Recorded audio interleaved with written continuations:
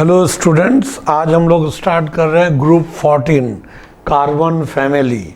ठीक है, अभी तक हमने जो भी ग्रुप इनऑर्गेनिक का बताया, जो भी डिस्कशन किया, और अभी तक में एग्ज़ाम में जितने भी क्वेश्चंस आए, जितने भी क्वेश्चन, उसमें से एक सिंगल क्वेश्चन भी बाहर नहीं है। सारे क्वेश्चन उसी से पूछे गए, चाहे नीट का हो या जेई मेंस का हो। फिर हम आगे एडवांस का देखेंगे और इसी से आएगा, इससे बाहर आने का कोई चांस ही नहीं है ना। तो इसमें बस यूजेस को भी तो हम बता ही देते हैं। यूजेस वो तो पूरी तरह मेमोरी बेस्ड है, वो आपको याद करना पड़ेगा। तो इसमें जितने भी नोट्स के रूप में होंगे, जो भी इसमें हम बता रहे हैं, आप लोग इसको पॉज करके उसको नोट को मतलब कॉपी में नोट भी कर लीजिए और उसको रिपीटेडली पढ़िए भी, अपना नोट्स तैयार कीजिए, फिर इसको बार बार देखते रहिए। तो इनऑर्गेनिक में सिर्फ रिफ्लेक्स ही काम करता है, ऐसे याद करके रखिएगा। तो वो हो सकता है भूल जाए, और लेकिन बार बार देखते रहने से वो दिमाग में सेट होगा। जब जहाँ ज़रूरत पड़ेगा अपने आप वो कंसेप्ट सामने आ जाएगा। ठीक है, तो हम लोग यहाँ पर कार्बन फैमिली ये स्टार्ट कर रहे हैं, ग्रुप 14। इसमें जो एलिमेंट है carbon, silicon, germanium, tin, lead, ये सब जो है सभी नॉन रेडियो एक्टिव है। इसमें जो बाद में जोड़ा गया ये फ्लेरोवियम है ना, ये फ्लेरोवियम ये जो जोड़ा गया है, तो ये फ्लेरोवियम ये एक रेडियो एक्टिव एलिमेंट है, इसलिए इसको हम लोग आगे चर्चा नहीं करेंगे। पहले भी हमने बताया है, रेडियो एक्टिव एलिमेंट्स के लिए वो केमिस्ट्री का अलग ब्रांच होता है, वो नॉर्मल केमिस्ट्री में उसका डिस्कशन नहीं करते हैं हम लोग। ठीक है, और इसको याद रखने के लिए हम लोग इस ग्रुप को हम लोग ऐसे लिख सकते हैं कि कॉलेज सिस्टर्स गेट 7 problems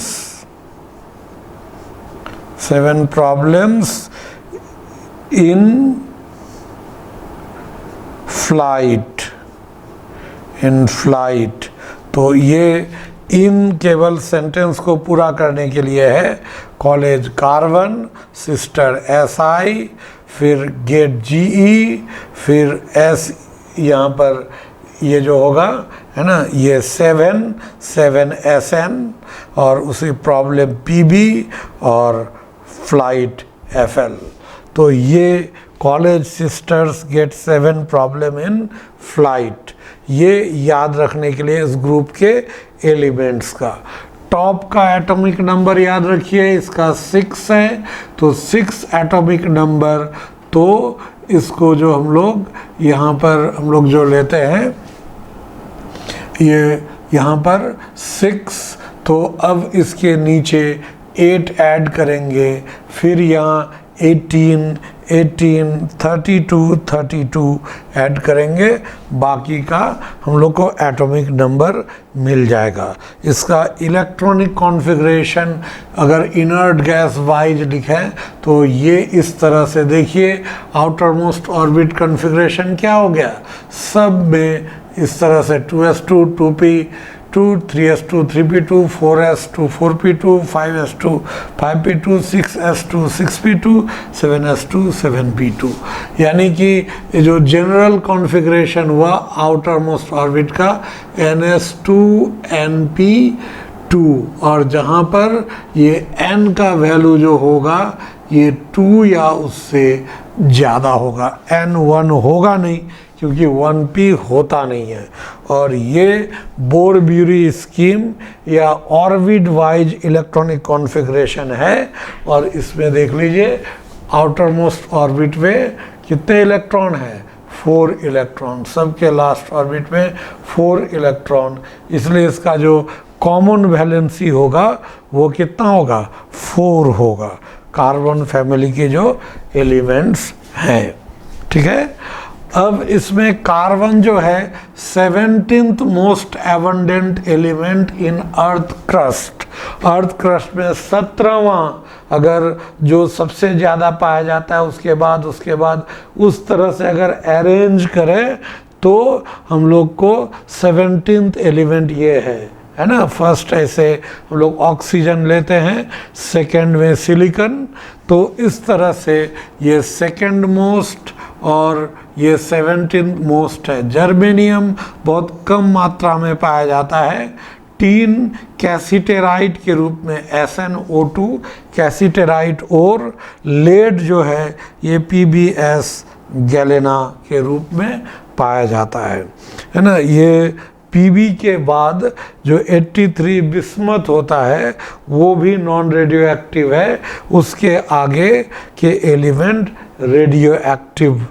हो जाते हैं। ठीक है, 83 एटॉमिक नंबर से ज़्यादा और मास नंबर 209 उससे ज़्यादा होता है तो जनरली वो नेचुरली रेडियो एक्टिव एलिमेंट्स के कैटेगरी में आ जाता है। ये कार्बन फैमिली का एक जनरल आइडिया हुआ है ना। इसमें हम लोग जो इसका यूज के बारे में, ठीक है, यूज के बारे में जैसे अगर काफ़ी प्योर हो तो जर्मेनियम, सिलिकॉन ये सब काफ़ी प्योर फॉर्म में हो तो इसका इस्तेमाल किया जाता है ट्रांजिस्टर में या सेमी कंडक्टिंग मटेरियल में, है ना। लेड पाइप्स होते हैं, है ना। टीन, ये तो टीन के बारे में तो हम लोग पढ़े ही हैं, बहुत सारा एलॉय बनाने में भी इसका इस्तेमाल होता है।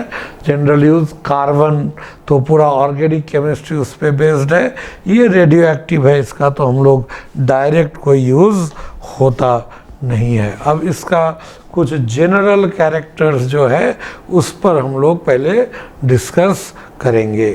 तो एटॉमिक एंड फिजिकल प्रॉपर्टीज़ का ट्रेंड, तो पहले एटॉमिक प्रॉपर्टीज़ लेते हैं।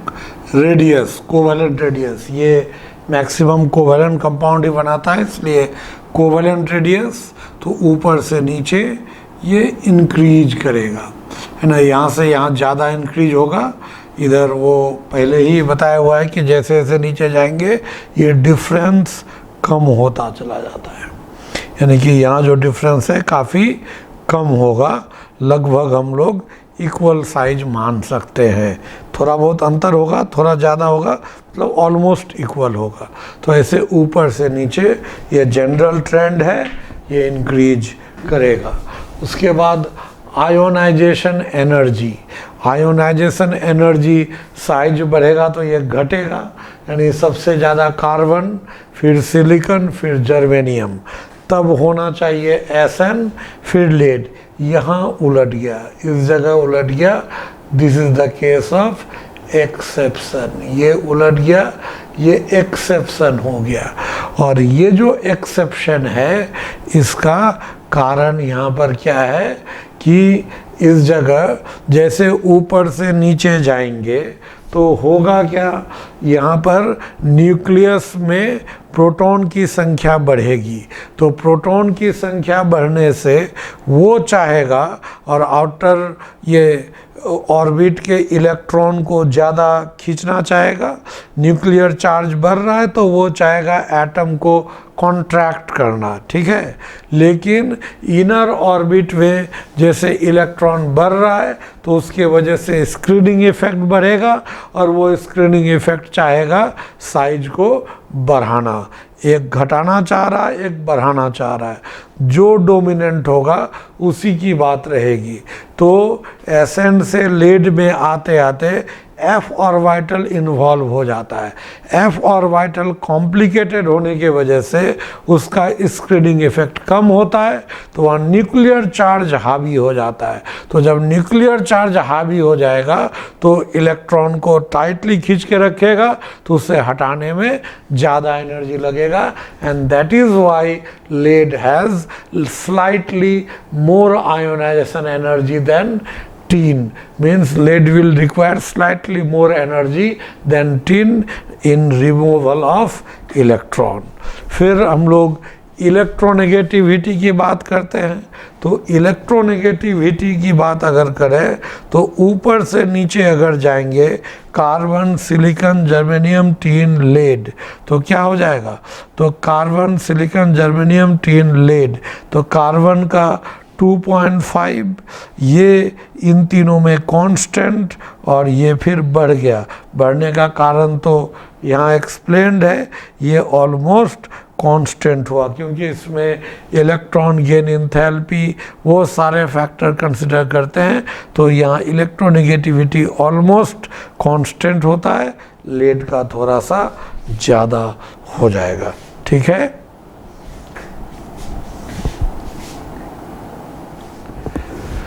Metallic character. Next, metallic character की अगर बात करें तो क्या होगा? कार्बन, सिलिकॉन ये नॉन मेटल होता है, जर्मेनियम मेटलॉयड होता है। मेटलॉयड समझते हैं ना? ऑयड, साइंस में जो लास्ट में ऑयड लिखा हुआ रहता है, ऑयड का मतलब ही होता है सिमिलर टू। ऑयड का मतलब होता है सिमिलर टू। तो मेटलॉयड यानी सिमिलर टू मेटल, है ना? ये आजकल और IUPAC में मेटलॉयड के जगह हम लोग सेमी मेटल शब्द का इस्तेमाल करते हैं, सेमी मेटल।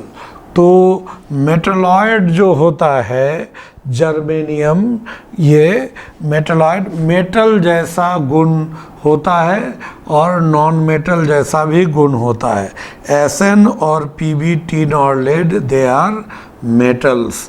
और कैसा मेटल होता है? ये सॉफ्ट मेटल्स होते हैं। ठीक है, अब हम लोग मेल्टिंग पॉइंट और बॉइलिंग पॉइंट की अगर बात करें तो कार्बन से टीन तक घटता है और फिर लेड यहाँ पर ये मेटालिक कैरेक्टर ज़्यादा होने से फिर यहाँ ये इस जगह बढ़ जाता है। देख, वो शुरू से ही देखिए ये इन दोनों में एबनॉर्मलिटी चल रहा है। ये जो कार्बन और सिलिकॉन का ये जो कुछ एलोट्रॉप्स होते हैं कार्बन का, ये रिमार्केबली हाई, इसका जो होता है melting point and boiling point, ये हाई होता है, बहुत ज़्यादा होता है इन सब का। ठीक है, अगर हम लोग ग्रुप 13 लेते हैं, ग्रुप 13 और ग्रुप 14, इन दोनों में अगर हम लोग कंपेयर करें मेल्टिंग पॉइंट बॉइलिंग पॉइंट का, तो 13 से 14 का ज़्यादा होगा, वो भी करस्पॉन्डिंग। मतलब सेकेंड पीरियड में जैसे यहाँ 13 में कौन था? बोरॉन, कार्बन, यहाँ पर एल्युमिनियम, सिलिकॉन। तो वो करस्पॉन्डिंग अगर हम लोग कंसिडर करें तो 13 से 14 का ज़्यादा होता है। तो ये हो गया इसका ये कैरेक्टर। नेक्स्ट अब हम लोग लेते हैं ऑक्सीडेशन स्टेट।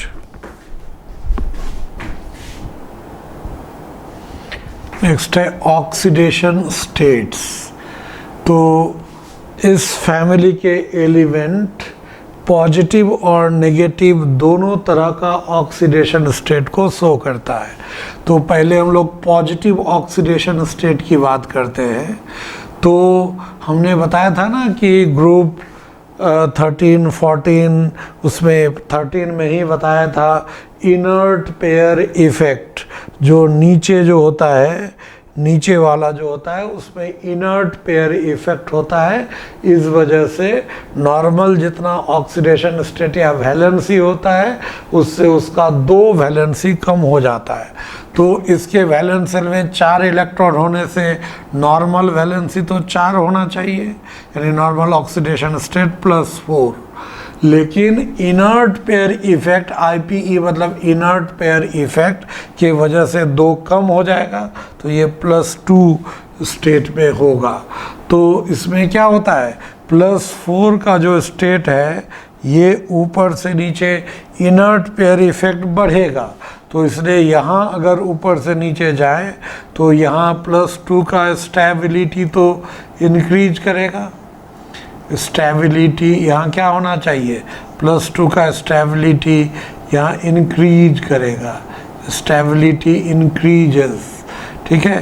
तो +4 का स्टेबिलिटी क्या होगा, ये डिक्रीज करेगा, है ना। +4 का स्टेबिलिटी यहाँ डिक्रीज करेगा, ये डिक्रीजेस, ठीक है। अब यहाँ पर क्या होता है कि +4 इस कंडीशन में +4 से +2 जाने का टेंडेंसी कम होगा, क्योंकि यहाँ तो +4 ज़्यादा स्टेबल होगा, लेकिन नीचे यहाँ लेड में +4 से +2 स्टेट में जाने का टेंडेंसी ज़्यादा होगा। तो ये जो होता है ये +4 ये जो होगा हायर ऑक्सीडेशन स्टेट में जो भी होता है वो ऑक्सीडाइजिंग एजेंट होता है। अगर एक ही एलिमेंट दो डिफरेंट ऑक्सीडेशन स्टेट में है तो हायर वाले में वो ऑक्सीडाइजिंग एजेंट होता है और लोअर वाले में रिड्यूसिंग एजेंट होगा, क्योंकि वो इलेक्ट्रॉन गेन करेगा। तो ये +4 और +2 में किस में इलेक्ट्रॉन गेन करने का टेंडेंसी ज़्यादा है, इसमें, और जो इलेक्ट्रॉन गेनर होता है वही ऑक्सीडाइजिंग एजेंट होता है। तो ये इलेक्ट्रॉन गेन करके +2 में आएगा और ये जो टेंडेंसी है ऊपर से नीचे बढ़ेगा, है ना। ये +4 से +2 में जाने का टेंडेंसी ऊपर से नीचे बढ़ेगा, ठीक है। अब यहाँ इसी तरह से पूछा जाएगा कि +2 स्टेट में ये हम लोग अगर लेते हैं कि कौन सबसे ज़्यादा स्टेबल +4 में, तो सबसे ज़्यादा तो कार्बन, और ये +4 में लिस्ट स्टेबल। तो लिस्ट स्टेबल तो जाने का टेंडेंसी सबसे ज़्यादा, यानी इलेक्ट्रॉन लेने का टेंडेंसी ज़्यादा, तो यानी कि सबसे ज़्यादा ऑक्सीडाइजिंग बिहेवियर किसका होगा, लेड का होगा, लेड +4 का। तो अगर पूछा जाए विच इज़ द बेस्ट या स्ट्रॉन्गेस्ट ऑक्सीडाइजिंग एजेंट, तो Si+4, Ge+4, Sn+4, लेड +4, तो क्या हो जाएगा, +4 अगर हम लोग लेंगे तो यहाँ पर क्या होना चाहिए, सबसे स्ट्रॉन्ग ऑक्सीडाइजिंग एजेंट Pb+4। और अगर पूछा जाए रिड्यूसिंग एजेंट कौन सबसे ज़्यादा होगा, तो C+2, Sn+2, इसमें तो सबसे यहाँ पर कार्बन, ये जल्दी इलेक्ट्रॉन लूज करके +4 में जाना चाहेगा। याद रखिए कार्बन और सिलिकॉन कभी भी +2 स्टेट में एग्जिस्ट ही नहीं करेगा, और जर्मेनियम और टिन करेगा, लेकिन +4 वाला ज़्यादा स्टेबल है। और केवल लेड में इनर्ट पेयर इफेक्ट के वजह से ये लेड में क्या होगा कि +2 ज़्यादा स्टेबल होगा +4 से, ठीक है। अब हम लोग लेते हैं नेगेटिव ऑक्सीडेशन स्टेट के बारे में। तो oxidation state negative oxidation state में जो भी एलिमेंट है, carbon, silicon, germanium, tin, lead, तो ये क्या हो जाएगा, इसमें कार्बन केवल नेगेटिव स्टेट शो करेगा, ये सब में से कोई भी नेगेटिव स्टेट शो नहीं करता। तो only carbon shows negative oxidation state. Beryllium carbide में -4, एल्युमिनियम कार्बाइड -4, CH3Na, यहाँ पे सोडियम कार्बाइड और यहाँ कैल्शियम कार्बाइड, ये सब में C2 यानी एक कार्बन का -1 ऑक्सीडेशन स्टेट होगा। ये केवल कार्बन ही नेगेटिव ऑक्सीडेशन स्टेट शो करेगा, उसका इलेक्ट्रोनेगेटिविटी सबसे ज़्यादा होता है और मेटल से ज़्यादा होता है, इसलिए मेटल के साथ माइनस आ गया। कोवैलेंट और आयनिक कैरेक्टर, तो फजान रूल में ही बताया गया है कि अगर कैटायन जो होता क्या है कि कैटायन के बगल में जब एनायन को रखते हैं तो कैटायन एनायन के इलेक्ट्रॉन को खींच लेता है, और अपनी तरफ खींचने के वजह से कुछ देर तक अगर कैटायन के बगल में एनायन को छोड़ देंगे तो कुछ देर बाद कैटायन एनायन के इलेक्ट्रॉन क्लाउड को अपनी तरफ खींचेगा और कैटायन और एनायन का इलेक्ट्रॉन क्लाउड मिक्स कर जाएगा, मर्ज कर जाएगा। उसके वजह से कोवैलेंट कैरेक्टर डेवलप होगा। तो यहाँ जैसे ही कोवैलेंट कैरेक्टर डेवलप होगा इन दोनों के बीच, जब कोवैलेंट कैरेक्टर डेवलप हो जाएगा तो वो ये यानी कि कह सकते हैं कि चार्ज जितना ज़्यादा होगा तो ये कैटायन हो या एनायन, तो दोनों में तो उतना ज़्यादा अट्रैक्शन होगा, तो कोवैलेंट कैरेक्टर ज़्यादा। इसलिए अगर +4 स्टेट में है तो वहाँ कोवैलेंट कैरेक्टर होगा, अगर +2 स्टेट में है तो वह आयोनिक होगा। ऊपर से नीचे +4 का स्टेबिलिटी घटेगा यानी कोवैलेंट कैरेक्टर घटेगा, +2 का स्टेबिलिटी बढ़ेगा यानी आयनिक कैरेक्टर बढ़ेगा। तो ये ऊपर से नीचे जाने पर एक तो साइज भी बड़ा हो रहा है, तो इस वजह से आयनिक कैरेक्टर बढ़ेगा और कोवैलेंट कैरेक्टर घटेगा। ठीक है।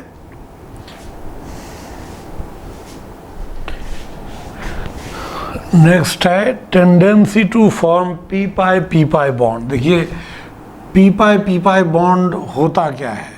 जैसे पाई बॉन्ड है क्या, जैसे हम लोग जानते हैं ना कि अगर ये एक पी ऑर्बिटल है और दूसरा ये इस तरह से एक पी ऑर्बिटल और दूसरा एक पी ऑर्बिटल, और ये दोनों ही होना चाहिए सेम px, ये दोनों अगर होगा तो ये अगर डायरेक्ट ऐसे ओवरलैप करता है तो इसको हम लोग क्या कहते हैं, ये इसको सिग्मा बॉन्ड कहते हैं, यानी कि ये पी सिग्मा बॉन्ड हो गया।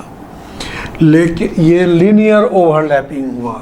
अगर इस तरह से होगा, ऐसे एक पी ऑर्बिटल है और ये एक्सिस है एक्स डैश, और दूसरा फिर उसी तरह से हम लोग लिए यहाँ पर ये ऐसे y और y डैश, तो यहाँ भी x डैश y और y डैश, तो क्या होगा, ये दोनों अगर मिल जाएगा तो यहाँ पर ये x डैश ये x और ये इस तरह से ओवरलैप करेगा, तो यहाँ पर साइड वाइज जो ओवरलैपिंग हुआ इससे इसको हम लोग पी पाई बॉन्ड कहते हैं। और यही चीज़ अगर एक पी ऑर्बिटल हो और एक डी हो तो उसको हम लोग क्या कहते हैं, पी पाई डी पाई, या इधर वाला डी उधर वाला पी हो तो डी पाई पी पाई बॉन्ड कहते हैं। तो पी पाई बॉन्ड के लिए कंडीशन क्या है, कंडीशन है कि एटम के पास है ना, अगर जैसे देखिए ये जो बॉन्ड बनेगा सिग्मा बॉन्ड, तो ये इलेक्ट्रॉन क्लाउड यहाँ दोनों का न्यूक्लियस इधर, तो यहाँ अट्रैक्शन ज़्यादा होगा, लेकिन यहाँ पर दोनों का न्यूक्लियस क्लोज हो गया, इलेक्ट्रॉन क्लाउड ऊपर नीचे, तो यहाँ पर रिपल्सन ज़्यादा, यहाँ रिपल्सन कम, यहाँ अट्रैक्शन ज़्यादा, इसलिए सिग्मा बॉन्ड पाई बॉन्ड से स्ट्रांग होता है। तो अगर दो एटम है ए और ए, इसके पास भी एक पी ऑर्बिटल है, इसके पास भी एक ही पी ऑर्बिटल है, तो ये दोनों आपस में क्या बनाएगा, सिग्मा या पाई। तो दोनों ऑप्शन है, लेकिन वो पाई बॉन्ड बनाएगा तो वीक होगा, सिग्मा बॉन्ड बनने से स्ट्रांग होगा। अगर स्ट्रांग बॉन्ड बनना है उससे स्टेबिलिटी बढ़ेगी, तो नेचर में जितनी भी घटनाएं होती है स्टेबिलिटी बढ़ाने के लिए, इसलिए वहाँ सिग्मा बन जाएगा।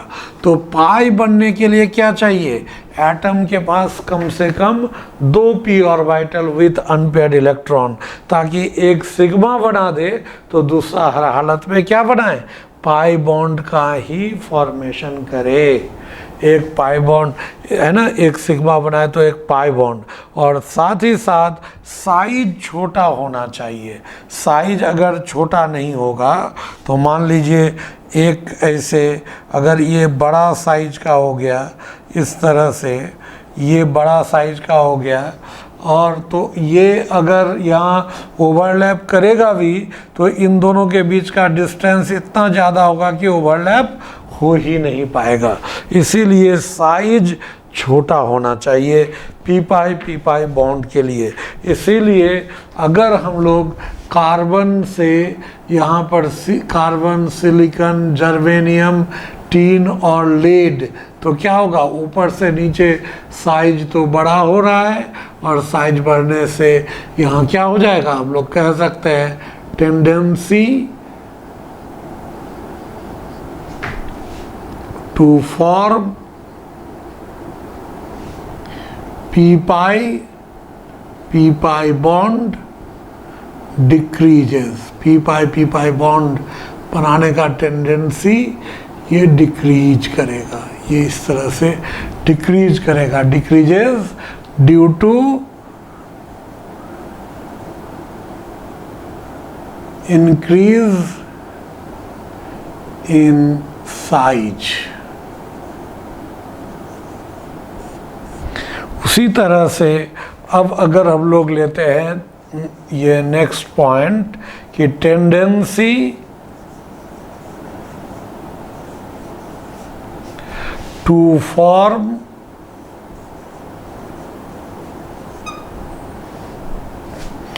ये डी पाई पी पाई या P pi d pi bond है ना, डी पाई पी पाई बॉन्ड ये बनाने का टेंडेंसी अगर हम लोग इसको चेक करें तो कार्बन में तो ये होगा ही नहीं, कार्बन में डी ऑर्बिटल होता ही नहीं है, सेकेंड पीरियड का है, इसलिए सिलिकॉन से लेकर टीन तक यहाँ पर होगा। लेड तो लेंगे नहीं, लेड तो काफ़ी बड़ा है और उसमें मेटालिक कैरेक्टर आ जाता है, इसलिए लेड को हम लोग कंसिडर नहीं करेंगे। इन सब में पी पाई डी पाई होगा, कार्बन में नहीं होगा। देखिए इसका हम लोग एग्जाम्पल जो एग्ज़ाम में इससे पूछा गया है, इसका हम लोग एग्जाम्पल देखते हैं।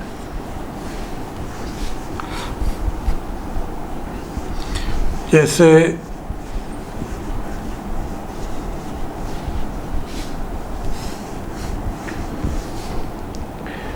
हम लोग लेते हैं इसे case of CH3 whole 3N and SiH3 whole 3N। इन दोनों के बारे में हम लोग डिस्कस करें। CH3 whole 3N and SiH3 whole 3N। इसमें अगर इन दोनों में हम लोग अगर कंपेयर करते हैं तो देखिए यहाँ क्या है कि कार्बन के पास डी ऑर्बिटल है नहीं और नाइट्रोजन दोनों सेकेंड पीरियड का, तो यहाँ क्या होगा, नाइट्रोजन और इधर ऐसे CH3, ये CH3 और यहाँ पर CH3, और इसके पास एक लोन पेयर हो जाएगा, और इस वजह से यहाँ जो इसका ज्योमेट्री होगा ये कैसा हो जाएगा, इसको हम लोग ऐसे ले सकते हैं, इसका जो ऐसे यहाँ CH3, तो इस तरह से इसका जो ज्योमेट्री होगा ये पिरामिडल हो जाएगा, है ना, ये पिरामिडल, इसको आप हटा भी ऐसे दें तो ये पिरामिडल इतना दूर तक ये पिरामिडल शेप का होगा। लोन पेयर यहाँ फ्री नाइट्रोजन के पास ही अवेलेबल है, क्योंकि कार्बन के पास ना तो p ऑर्बिटल वैकेंट है ना ही d ऑर्बिटल, ये तो बना ही नहीं पाएगा। लेकिन यहाँ पर क्या है, Ni, और इधर अगर हम Si लेते हैं, इधर H और यहाँ H, फिर उसी तरह से इधर भी होगा, है ना, हम किसी एक का दिखा देते हैं।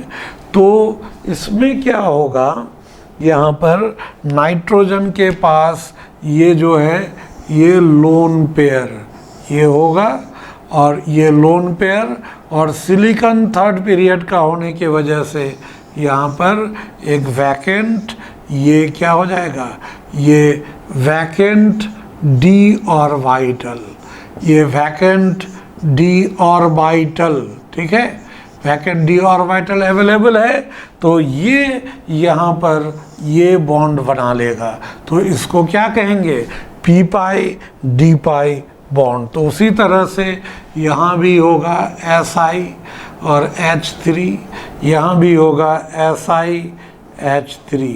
तो क्या होना चाहिए इस जगह, अगर हम लोग यहाँ पर कंसीडर करें तो यहाँ क्या हो जाएगा, इस जगह ऐसे, ये इसके साथ, इसका भी डी ऑर्बिटल यहाँ फ्री, ये इसके साथ। तो देखिए यहाँ पर नाइट्रोजन का क्या हुआ, ये lone pair P pi d pi bond में इन्वॉल्व हो गया, यहाँ तो इन्वॉल्व नहीं हुआ, तो यहाँ नाइट्रोजन के अबाउट 3 सिग्मा बॉन्ड और 1 लोन पेयर हो गया, इसीलिए स्टेरिक नंबर यहाँ 4 और ये इसका हो जाएगा पिरामिडल, ये पिरामिडल हो जाएगा। लेकिन ये पिरामिडल, ये ज्योमेट्री अबाउट नाइट्रोजन, पिरामिडल, ये क्या हो जाएगा, जियोमेट्री अबाउट नाइट्रोजन, है ना, नाइट्रोजन के अबाउट जो ज्योमेट्री पिरामिडल। यहाँ क्या होगा, ये लोन पेयर पाई बॉन्ड में इन्वॉल्व कर लिया, इसलिए यहाँ केवल 3 सिग्मा बॉन्ड काउंट होगा, लोन पेयर काउंट नहीं होगा, इसीलिए यहाँ पर हम लोग क्या लेंगे, इसका यहाँ पर ये ट्राइगोनल, यहाँ पर ट्राइगोनल प्लेनर, ये ट्राइगोनल प्लेनर ज्योमेट्री हो जाएगा अबाउट नाइट्रोजन। यहाँ पर हाइब्रिडाइजेशन sp3 हो जाएगा, ये sp2 हो जाएगा, क्योंकि लोन पेयर पाई बॉन्ड में इन्वॉल्व हो गया, वो अब हाइब्रिड ऑर्बिटल में काउंट नहीं होगा, तो जियोमेट्री चेंज हो गया, ये एग्जाम में पूछा हुआ है। और दूसरा, अब पूछा जाए इन दोनों में स्ट्रॉन्ग बेस कौन होगा, तो यहाँ तो लोन पेयर नाइट्रोजन के पास अवेलेबल है, वहाँ तो पाई बॉन्ड में इन्वॉल्व हो गया, अवेलेबल ही नहीं है, तो स्ट्रॉन्गर बेस कौन हो जाएगा, है ना, CH3 is stronger base then SiH3 तो इस तरह से यहाँ पर 2 चीज़ क्लियर हुआ कि एक CH3 में नाइट्रोजन का हाइब्रिडाइजेशन sp3, नाइट्रोजन के बाद ज्योमेट्री पिरामिडल, जबकि यहाँ पर SiH3 में यहाँ सिलिकॉन के पास डी ऑर्बिटल अवेलेबल होने की वजह से p pi d pi bond बन गया, इसलिए नाइट्रोजन का hybridisation sp2, trigonal planar geometry nitrogen के अबाउट, और यहाँ लोन पेयर इन्वॉल्व हो गया, इसलिए बेसिक स्ट्रेंथ इसका कम हो जाएगा। तो इसलिए हम लोग यहाँ पर कह सकते हैं कि इस तरह से ये लिखा जा सकता है कि ये CH3 is a stronger base than SiH3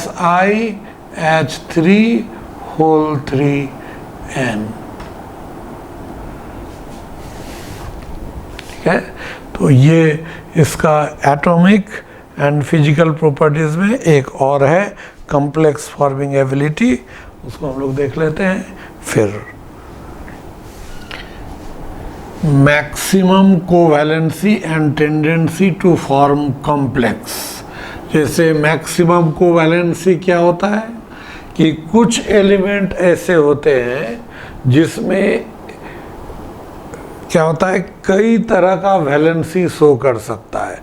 covalency मतलब क्या हो जाएगा, कोई एटम कितना कोवैलेंट बॉन्ड बनाता है वही उसका कोवैलेंसी, यानी कितना इलेक्ट्रॉन का शेयरिंग कर सकता है दूसरे के साथ, या दूसरा के साथ कितना कोवैलेंट बॉन्ड बना सकता है, वो कोवैलेंसी है।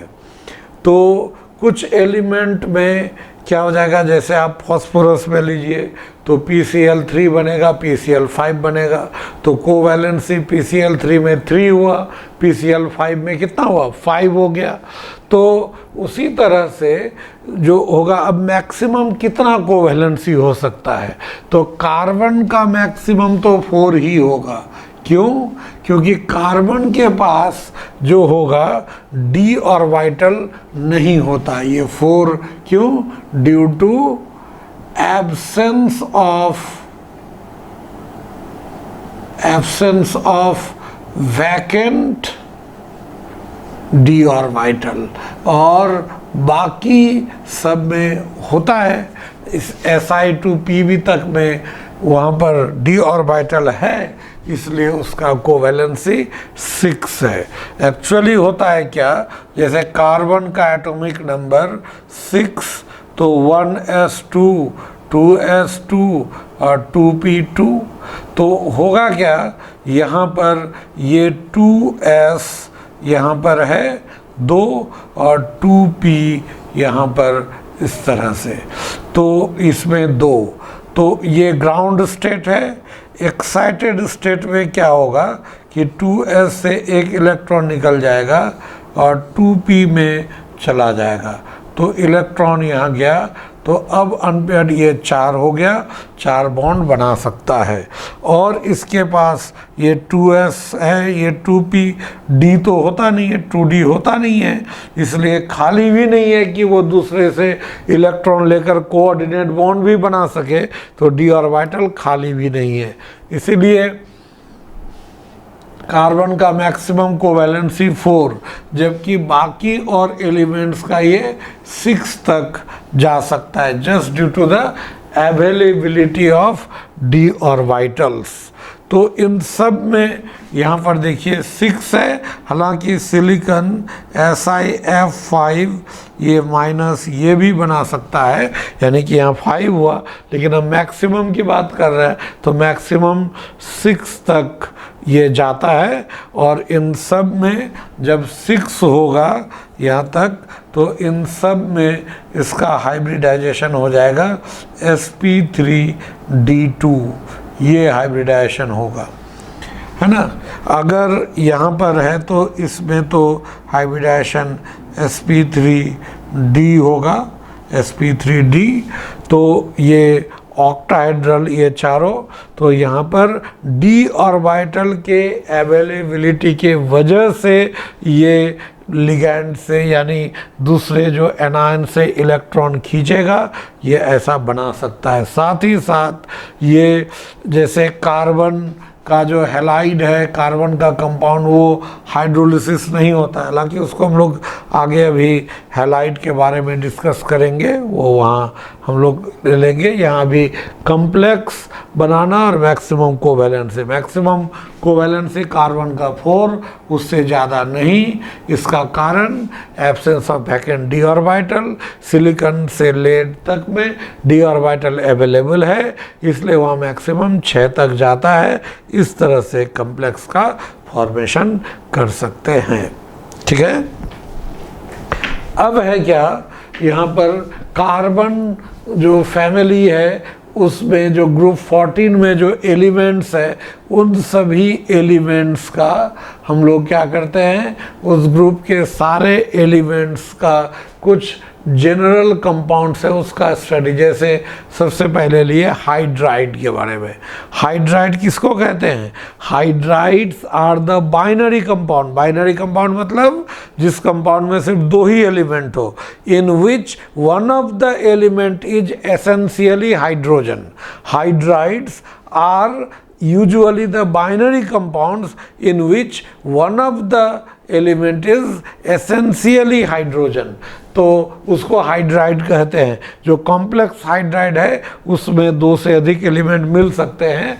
तो कार्बन का जो हाइड्राइड है ये हाइड्रोकार्बन्स कहलाता है, और यह लिख सकते हैं a large number of hydrides carbon का बहुत ज़्यादा संख्या में हाइड्राइड्स होता है और उसी को हम लोग हाइड्रोकार्बन कहते हैं। सिलिकॉन का जो होता है इसके हाइड्राइड्स को सिलेंस कहते हैं, लेकिन ये लिमिटेड नंबर होगा, ये बहुत ज़्यादा नहीं होगा। जानते हैं कारण क्या है? It is in limited number.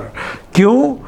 क्योंकि SI बॉन्ड जो होता है वो स्ट्रॉन्ग नहीं होता है, जबकि यहाँ कार्बन और कार्बन के बीच का बॉन्ड जो होता है ये स्ट्रॉन्ग होता है। इसलिए कितना भी लंबा कार्बन चेन बन सकता है, लेकिन सिलिकॉन में लंबा ये चेन SI लंबा चेन नहीं बन पाएगा, क्योंकि ये बॉन्ड जो होता है ये वीक होता है। और जितना नीचे जाएंगे उसके जो यहाँ पर उसके हाइड्राइड का नंबर उतना कम होता जाएगा। ये सबसे ज़्यादा, सिलिकॉन उससे कम। जर्मेन्स जो होता है ये उससे भी कम नंबर में बनाता है, जैसे GeH4 इसको जर्मेन कहेंगे। उसी तरह से जैसे होता है ना मीथेन, अब इथेन, तो इथेन C2H6 तो यहाँ होगा GE2H6, इसको डाइजर्मेन कहेंगे। उसी तरह से प्रोपेन C3H8 तो यहाँ क्या हो जाएगा GE3H8, इसको ट्राइजर्मेन कहेंगे। इस तरह से ये होगा। और टीन का केवल 2 ही, ये इसका यहाँ पर क्या होता है, यहाँ पर स्टेनम है तो स्टेनम का स्टेनेन कहते हैं इसको। इस टीन का लैटिनम स्टेनम, इसीलिए SN, तो स्टेनेन, तो ये स्टेनेन ये डाई स्टेनेन हो गया। और PB का केवल एक ही हाइड्राइड बनता है, PbH4, यानी प्लम्बेन कहेंगे इसको। ये प्लम्बेन, ये स्टेनेन, STANNANE ये हो जाएगा। तो इस तरह से ये हाइड्राइड, तो बताइए हाइड्राइड बनाने का टेंडेंसी ऊपर से नीचे घटता चला गया। क्यों घटा? तो इसका रीजन क्या पूछा जाएगा। रीजन क्या होगा अगर पूछा जाए तो इसमें जो एलिमेंट, अगर इस ग्रुप के एलिमेंट को E माने तो E बॉन्ड ऊपर से नीचे जो जाएंगे ये बॉन्ड वीक होता जाएगा, इसलिए लंबा चेन बनाने का टेंडेंसी घटता चला जाएगा, इसलिए उसके हाइड्राइड की संख्या घटती चली जाएगी। क्लियर? ठीक है।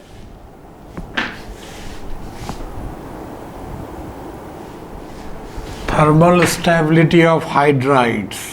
तो ये थर्मल स्टेबिलिटी का मतलब क्या? हीट के प्रति स्टेबल, हीट के प्रति वो कितना स्टेबल है ये आपको देखना है।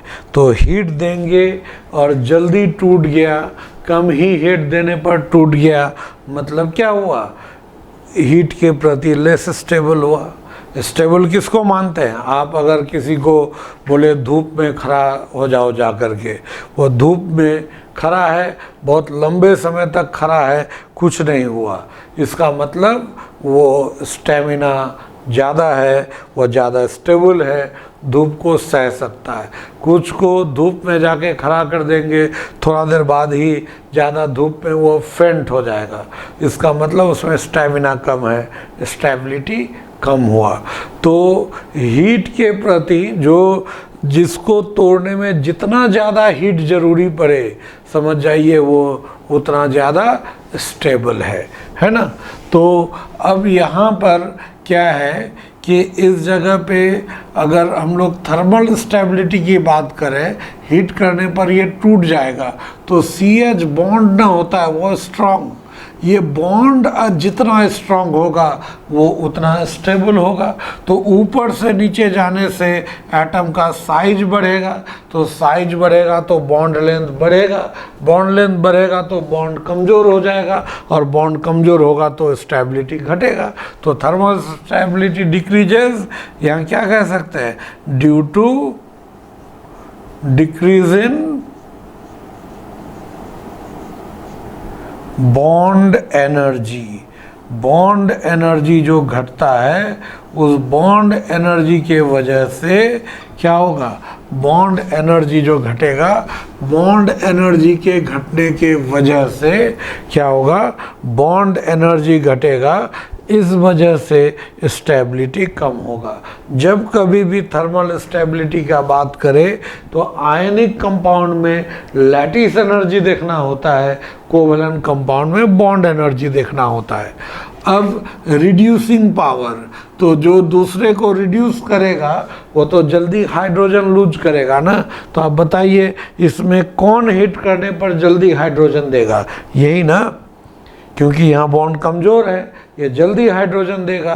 तो ये जल्दी अगर हाइड्रोजन देगा, हालांकि इसकी स्टेबिलिटी भी कम है, वो तो बता ही दिए हैं, तो ये जल्दी हाइड्रोजन देगा, और जल्दी हाइड्रोजन देगा मतलब ये जल्दी दूसरे को रिड्यूस करेगा, इसलिए रिड्यूसिंग पावर यहाँ ऊपर से नीचे बढ़ेगा। ये सिर्फ इसी ग्रुप के साथ नहीं, हर ग्रुप के हाइड्राइड के साथ ये रूल लागू होगा। ऊपर से नीचे जाएंगे, बॉन्ड एनर्जी घटेगा, स्टेबिलिटी घटेगा, स्टेबिलिटी घटेगा, एच देने का टेंडेंसी बढ़ेगा, एच देने का टेंडेंसी बढ़ेगा, थर्मल ये रिड्यूसिंग पावर बढ़ेगा। ठीक है। अब उसके बाद हैलाइड्स की बात करें, हैलाइड जो होगा, इस ग्रुप के जितने भी एलिमेंट्स हैं वो MX4 टाइप हैलाइड बनाते हैं, टेट्रा हैलाइड हुआ, ये टेट्रा हैलाइड बनाते हैं। यानी कि इसमें तो हमने बताया था कि कार्बन, सिलिकॉन, जर्मेनियम, टीन और लेड, यहाँ तक में ये +4 स्टेबल और इसमें +2 स्टेबल। इसलिए इन सब में क्या होगा कि टेट्रा हैलाइड ज़्यादा स्टेबल होगा, लेकिन लेड के केस में इनर्ट पेयर इफेक्ट के वजह से +2 फॉर्म में वो ज़्यादा स्टेबल होगा। यानी PbCl4 भी तो बनाएगा, PbCl4 बनाएगा और PbCl2 भी बनाएगा, लेकिन ये ज़्यादा स्टेबल होगा, ये लेस स्टेबल होगा, ये एग्जिस्ट करेगा।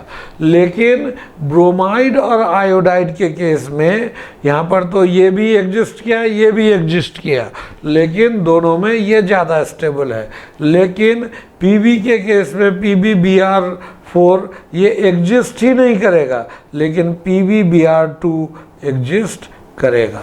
उसी तरह से PbI4 एग्जिस्ट नहीं करेगा, लेकिन PbI2 एग्जिस्ट करेगा। ठीक है, ये इनर्ट पेयर इफेक्ट। और तो फिर बताइए कि क्लोरीन में भी इनर्ट पेयर इफेक्ट होना चाहिए था, तो वहाँ Cl4 क्यों पाया जा रहा है, PbCl4 क्यों बन रहा है?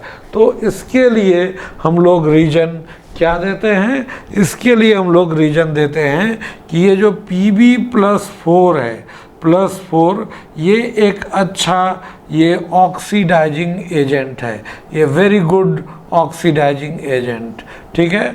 और Br- या I- ये गुड रिड्यूसिंग एजेंट, इसीलिए ये दोनों एक साथ रहेगा नहीं।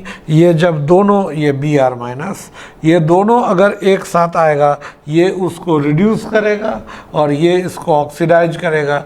इस वजह से ये दोनों रिएक्ट करके बस ये Pb+4 में रहेगा ही नहीं, रिड्यूस हो जाएगा, क्योंकि ये रिड्यूसिंग एजेंट है। तो PbBr2 बना देगा या PbI2 बना देगा, लेकिन इसमें टेट्राहैलाइड नहीं बन सकता है। बाकी केस में टेट्राहैलाइड पॉसिबल है। ठीक है, ये हैलाइड्स, टेट्राहैलाइड्स के बारे में इसमें कुछ और पॉइंट्स है जो काफ़ी एग्जाम में पूछा जाता है, वो हाइड्रोलिसिस का कंसेप्ट है। ठीक है,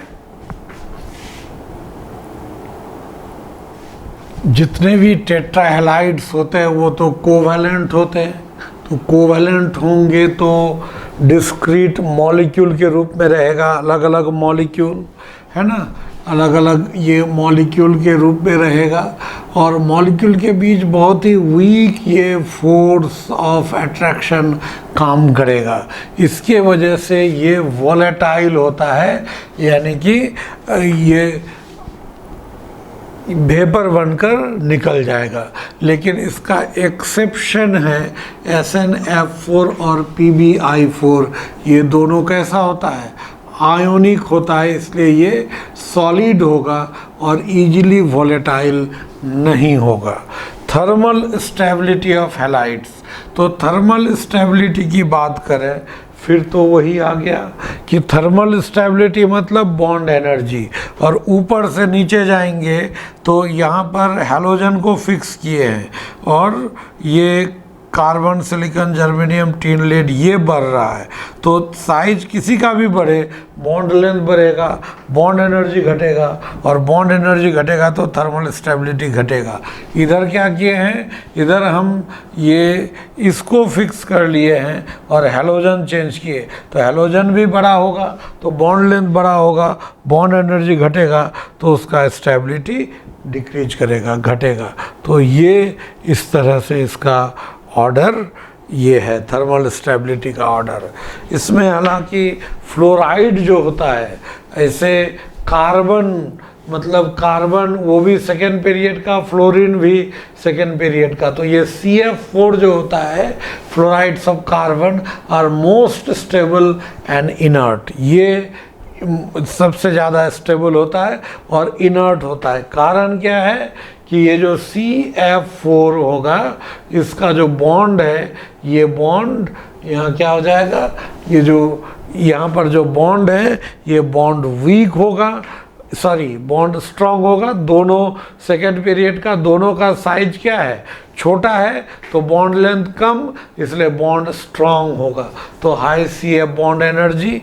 और इन दोनों का दोनों सेकेंड पीरियड का है, तो किसी के पास d ऑर्बिटल वैकेंट अवेलेबल नहीं है, इस वजह से ये d ऑर्बिटल की वजह से भी कोई रिएक्शन नहीं देगा, इसलिए ये इनर्ट होता है और काफ़ी स्टेबल होता है। ठीक है, अब हम लोग लेते हैं हाइड्रोलिसिस। हाइड्रोलिसिस तो जानते हैं ना कि मान लीजिए A है और यहाँ पर X है और इसको वाटर के द्वारा तोड़ना HOH, और यहाँ क्या होगा कि मान लीजिए वाटर, तो यहाँ A पे प्लस और इस पे माइनस होगा, तो H2O का यहाँ पर OH होगा और यहाँ H होगा, ये माइनस प्लस यहाँ से ऐसे टूटेगा तो ये क्या बना देगा, AOH और उधर HX, ये H प्लस है HX।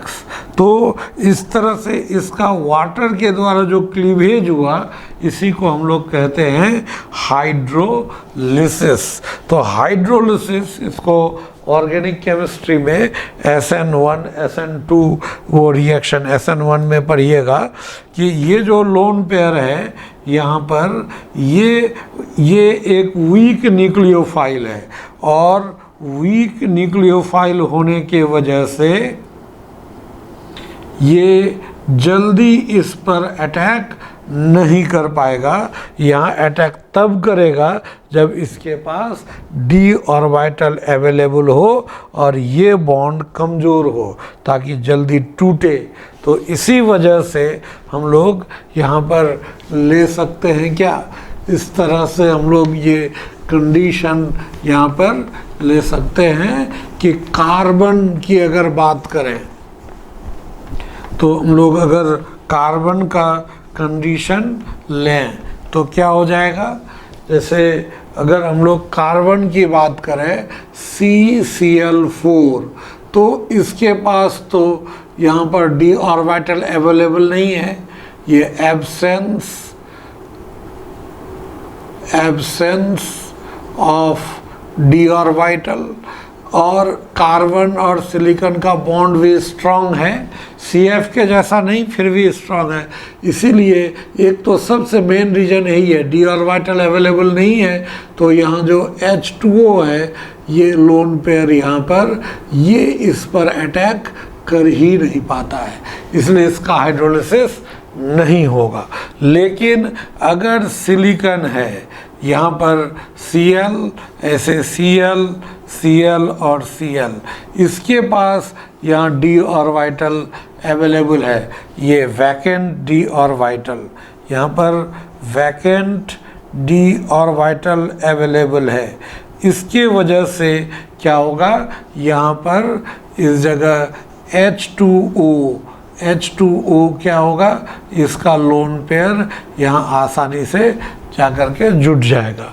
और ये जब लोन पेयर यहाँ जुटेगा तो क्या बनाया, Si, ये Cl, यहाँ Cl और इधर Cl, फिर Cl और यहाँ जैसे OH और H होगा, ये प्लस और ये माइनस, तो यहाँ से ये Cl और यहाँ से H निकल जाएगा, तो यहाँ से HCl निकल जाएगा, फिर Si यहाँ पर क्या हो जाएगा, इस जगह अब OH आ जाएगा और ऐसे Cl Cl Cl, और यही रिपीटेडली अगर चलता रहेगा तो एक एक करके सारा Cl हटेगा और यहाँ पे OH आ जाएगा, इस तरह से यहाँ पर OH।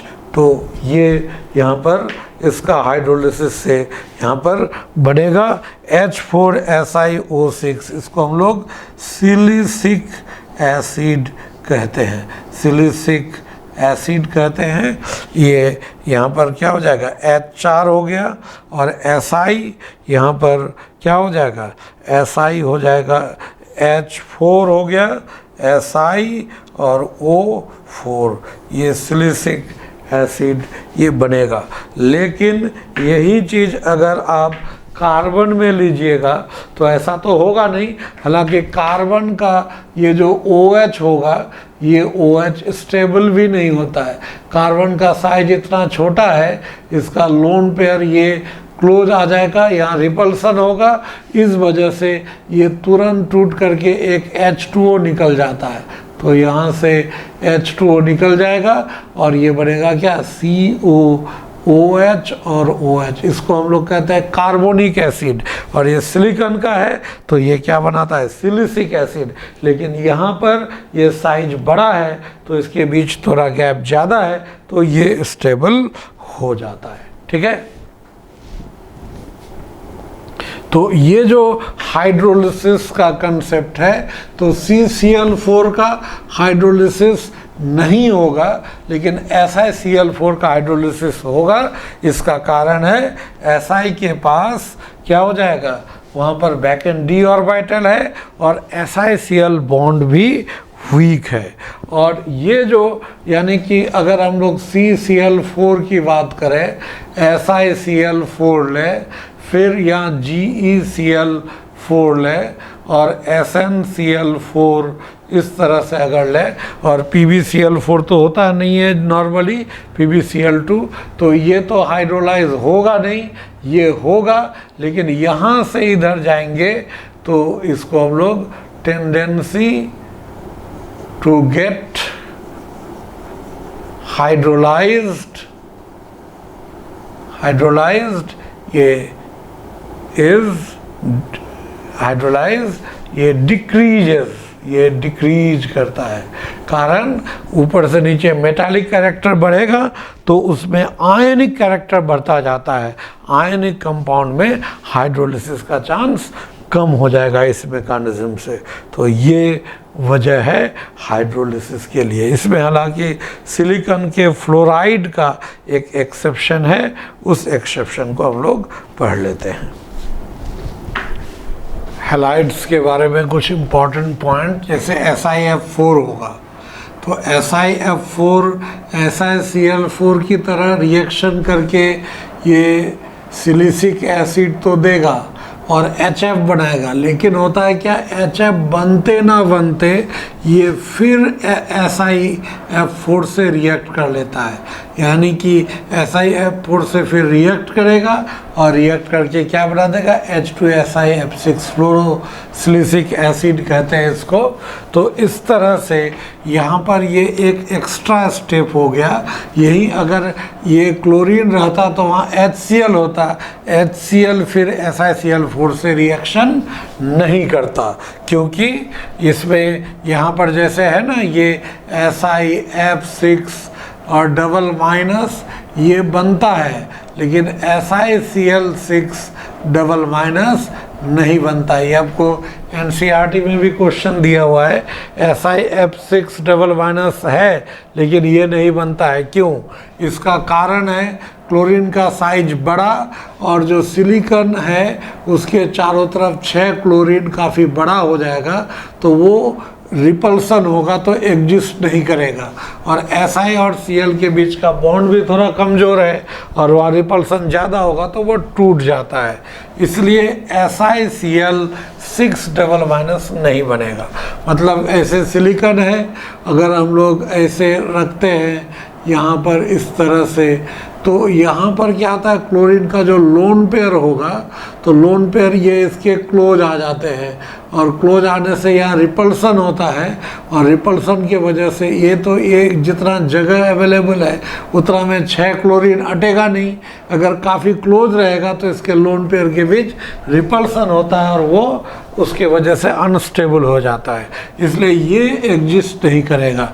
इसलिए अगर यहाँ SiCl4 लेंगे तो यहीं तक रिएक्शन होकर रह जाएगा, SiF4 में केवल ये एक एक्स्ट्रा स्टेप हो जाता है। ठीक है, CCl4 जो नॉर्मली हाइड्रोलाइज नहीं होगा, लेकिन सुपर हीटेड स्टीम अगर लेंगे तो ये COCl2 कार्बोनिल क्लोराइड, जिसको हम लोग फॉस्जीन गैस, एक जहरीला गैस होता है, फॉस्जीन गैस बनेगा। अगर PbX4 को हम लोग H2O के साथ रिएक्शन कराएंगे तो यहाँ भी PbOH4 बनता है, लेकिन ये तुरंत वाटर का 2 मॉलिक्यूल लूज करके PbO2 में कन्वर्ट हो जाता है। ठीक है, अब यहाँ पर जैसे ग्रुप 14 एलिमेंट्स का वाटर के साथ, तो कार्बन, सिलिकॉन, जर्मेनियम ये रिएक्शन नहीं करता है विथ नॉर्मल वाटर, ये नॉर्मल वाटर। लेकिन अगर हम लोग रेड हीट अगर करते हैं, है ना, कार्बन को गर्म करके लाल करें और उससे स्टीम पास करें, तब तो ये बनता है। ये जानते होंगे, ये पहले भी पढ़ाया हुआ है कि कार्बन रेड हीट करेंगे, उस पर H2O पास करेंगे, CO प्लस H2 जिसको वाटर गैस कहते हैं, ये H2O को डिकम्पोज करेगा। सिलिकॉन भी उसी तरह से डिकम्पोज करेगा, लेकिन सिलिकॉन के केस में SiO2 बनता है। ऐसा हो सकता है, लेकिन इसमें ये भी रेड हॉट होना चाहिए और वाटर भी स्टीम के रूप में होना चाहिए। टीन भी होगा, अगर ये रेड हॉट कंडीशन में रिएक्शन करके SnO2 बनेगा, सिलिकॉन भी रेड हॉट में बनेगा SiO2। और Pb जो होगा, अगर वाटर में एयर नहीं है तब Pb क्या होगा, रिएक्शन नहीं करेगा, लेड वाटर के साथ रिएक्शन नहीं करेगा। इसलिए जो वाटर पाइप्स होता है, सप्लाई पाइप, वो लेड, तो पहले लेड का पाइप हुआ करता था, तो लेड जो होगा, वाटर अगर प्योर पास कर रहा है, एयर नहीं है तो रिएक्शन नहीं होगा। लेकिन अगर वाटर में एयर मिक्स है, जो अक्सर होता है, तो अगर एयर मिक्स होगा तो क्या हो जाएगा, धीरे धीरे लेड का वो जो है PbOH2 बनता जाएगा और वो धीरे धीरे घुलता चला जाएगा। इस घटना को हम लोग कहते हैं क्या, प्लम्बो सॉल्वेंसी कहते हैं इस घटना को। लेड जो है ऐसे प्योर वाटर के साथ रिएक्शन नहीं करेगा अगर वाटर में एयर नहीं है, लेकिन नॉर्मली एयर तो होता ही है, जो लेड पाइप्स होते हैं, वाटर सप्लाई पाइप्स है, तो वहाँ अगर एयर है तो लेड के साथ वो धीरे धीरे रिएक्शन होता जाएगा, PbOH2 की तरह वो बनते हुए वो घुलता चला जाएगा, तो पाइप धीरे धीरे पतला होता चला जाएगा। तो जो पाइप धीरे धीरे वो घुलता जाएगा, लेड पाइप वो पतला होता जाएगा और लेड पानी में आएगा और वो पानी हम लोग पिएंगे। तो लेड जो होता है वो एक खतरनाक एलिमेंट है, पॉइजनस एलिमेंट है, तो धीरे धीरे हमारे बॉडी में जमा होता जाएगा, लेकिन वो एक सर्टेन लेवल क्रिटिकल कंसंट्रेशन होता है, उससे ज़्यादा कंसंट्रेशन होगा तो वो अपना इफ़ेक्ट दिखाना शुरू कर देगा, काफ़ी मतलब डेंजरस इफ़ेक्ट होता है उसका। इसलिए अब उस वजह से लेड के पाइप्स का इस्तेमाल नहीं किया जाता। तो लेड का या ऑक्सीजन के प्रेजेंस में वाटर में घुलना, इस घटना को हम लोग क्या कहते हैं, प्लम्बो सॉल्वेंसी। तो ये हो गया जनरल कैरेक्टर्स। अब हम लोग नेक्स्ट वीडियो में पढ़ेंगे एलोट्रॉप्स ऑफ कार्बन, है ना, कार्बन का एलोट्रॉप्स के बारे में हम लोग पढ़ेंगे। ठीक है।